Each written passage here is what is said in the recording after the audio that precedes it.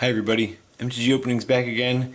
It's the end of pre-release weekend. That means it's time to open up prize packs and other packs that we got on the weekend. I'm gonna dive right in here. Pre-release went well. I run an event, so I end up getting a little bit extra. So I'm just gonna dive right in here. So we've got 8 packs here. We'll have at least one more video. So I had a lot of fun. The format definitely seems varying. I played a variety of different decks with my blue-red deck. If you saw that on a different video, I'm gonna slowly go through each of the commons here, and I'll say anything interesting about some of them. Here's one of those stopper makers. They seem to be pretty good. This guy's a little expensive, but I think he's good enough to definitely be playable. I'm not a big fan of the Force Mage. Some of the artifacts are surprising. First uncommon is a Psychic Rebuttal, Anointer of Champions. Sigil Starfish, our rare is Jace's Sanctum. 3 and a blue for an enchantment. Instants and sorcery spells cost you 1 less, and whenever you cast an instant or sorcery, you can scry 1. Forest and a tip card. So, first pack. Keep going here. Got a bunch to get through. Not going to spend too much time on each card. So I'm looking forward to drafting the set. It looks like there's some interesting archetypes, which isn't always the case in a core set. So let's see what we got in our second pack here. Disperse is a decent blue. Removal spell, and Holy Hunger is obviously good. Wild Instinct isn't bad in green. Brawler's Plate, Blood Cursed Knight, Zandakar's Royal. We got a Yavimaya Coast as our rare. It's a dual land, always good to get. Island and a Goblin token. So that's actually my first pain land of the weekend. Kind of happy not to see it in a sealed deck of mine, because unless you're lucky, you're probably not going to play it. You're surely not going to play a color just because you got a dual land. So happy that I didn't get one of those in a earlier pack. I want to play with Artificer's Epiphany. I haven't gotten the chance to do it yet. Lightning Javelin, definitely good removal. Too bad it costs 4. Back in the day it would have been a lot cheaper. But the times are changing. So Rock Smolder's a beating. Another Brawler's Plate. Valor of Akros, Gnarlroot Trapper, our rare is an Evolutionary Leap.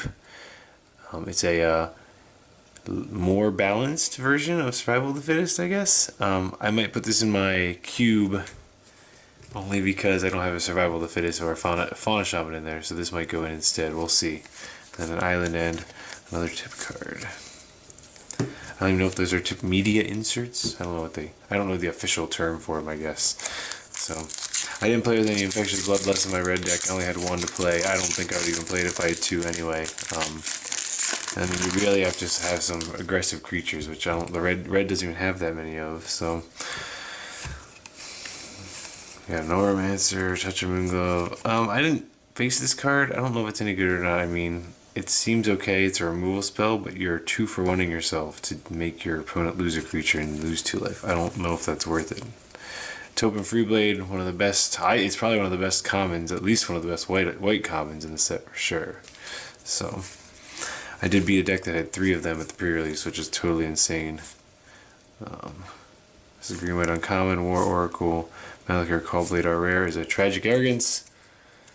3 and 2 white sorcery for each player you choose from among the permanents that player controls: an artifact, a creature, an enchantment, and a planeswalker. And each player sacrifices all other non-land permanents he or she controls.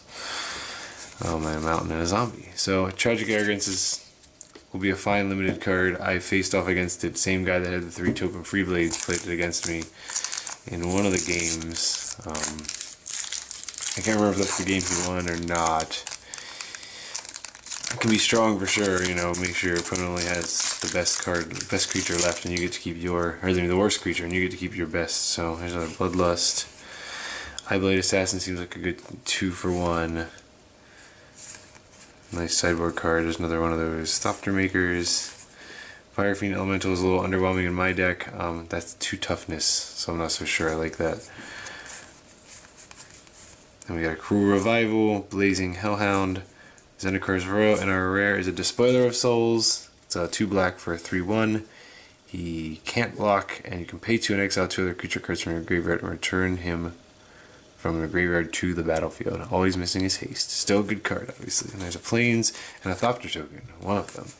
So I like the Despoiler of Souls. I didn't see one this weekend either. I have an EDH deck to put that in, so I'm excited to open that up. Let's see what else we can get here. Chandra's Fury, Charging Griffin, Macabre Waltz. I'm surprised they left that artwork in the set, to be honest. With all the changes they made to a few other cards, why wouldn't they change that one? First Evolving Wilds. There's a Swift Reckoning, definitely a good card. Like, I think I need that for an EDH deck too. Angel's Tomb. Actually, this card killed me one game. I didn't have any creature blocking it. I didn't have any good instant speed removal. So, and I didn't see my Smash of Smithereens. Too bad. Somberwall Alpha, and our rare is a Helm of the Gods. It's one mana for an artifact equipment. Equipped creature is +1/+1 for each enchantment you control, and is equip 1. I think equipment is or enchantments is a theme for one of the draft archetypes, so maybe you start on the theme and get this past, to pick like 4 or 5 or something, or maybe even second pack. You'd be happy to see it. So certainly not a first pick. An island and the same Thopter token. 2 more packs to go here.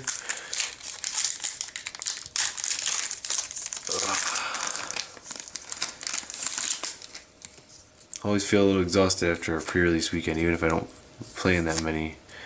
Just definitely takes it out of you sometimes. Even just those 4-round ones. Aerial Volley is definitely sideboard. I had double Separatist Void Mage in my deck. I liked it. I wish the effect only costs 3 still, but there's nothing you can do about that. Prickle Boar is strong. Reeve Soul is pretty good. Murder Investigation, Scab Goliath, Sentinel of the Eternal Watch. Our rare is a Languish. Now that is a good pickup. Languish is 2 and 2 black. All creatures get -4/-4 until end of turn. It's certainly no damnation, but it's probably as close as we're going to get. This is an instant auto-include in my cube since I don't have a damnation in it.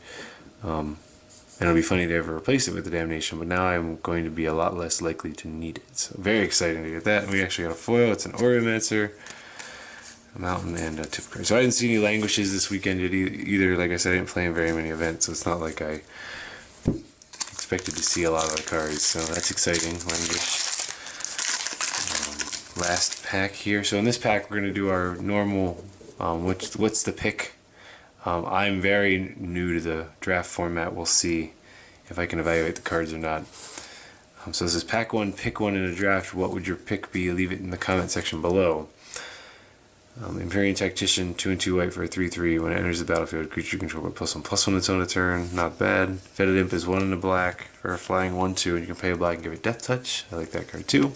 A Crone Sergeant isn't bad. It's 2 in a red, 2/2. First strike with renown 1. Certainly not. I don't think it's first pickable, but so far this card is winning. Aerial Volley. That's a 1 green instant, deal 3 damage divided as you choose among 1, 2, or 3 creatures with flying. That's a sideboard card. Bone to Ash. 2 and 2 black. Counter target creature spell. Draw card. Definitely not great. Rabid Bloodsucker. 4 and a black. 3/2 flying, and when it enters the battlefield, each player loses 2 life. Still not a first pick. Oh, Separatist Void Mage. Now this is the new first pick, I think. 3 and a blue. 2/2. Human Wizard. When it enters the battlefield, you may return target creature to its owner's hand. There's a Reclaim for a green instant. Put target card from your graveyard on top of your library. Not great. Ooh, a Suppression Bonds. That's good too. 3 and a white. Enchant non-land permanent. Enchanted permanent cannot attack or block, and its activated abilities cannot be activated. Now it's a tight race here. Separatist or Suppression Bonds. Veterans Sidearm. 2 to cast equipment. Equip cost is 1. Equip creature gets +1/+1. Traga Invocation, another really strong card. 4 and 2 green. Sorcery, each creature control gets +3/+3 until end of turn and must be blocked this turn if able. We've got a Rune Servitor. It's 2 colorless for a 2/2 artifact. And when it dies, each player draws a card. There is an artifact theme in the set, so it's not horrible. It's certainly not a first pick. Towergeist, reprint from Innistrad, or from Dark Ascension, I guess, Innistrad block. 3 and a blue, 2/2 flying spirit. When it enters the battlefield, you can look at the top 2 cards of your library and put one of them in your hand and the other into your graveyard. Strong but not a first pick. I saw a rare, and you may have seen it too. It's Pia and Kira Nilar. It's 2 and 2 red for a 2/2 legendary creature, Human Artificer. When Pia and Kira Nalar enter the battlefield, you get 2/1/1 colorless stop their artifact creature tokens with flying onto the battlefield, and you can pay 2 and a red, sacrifice an artifact. Pia and Kira Nalar deal 2 damage to target creature or player.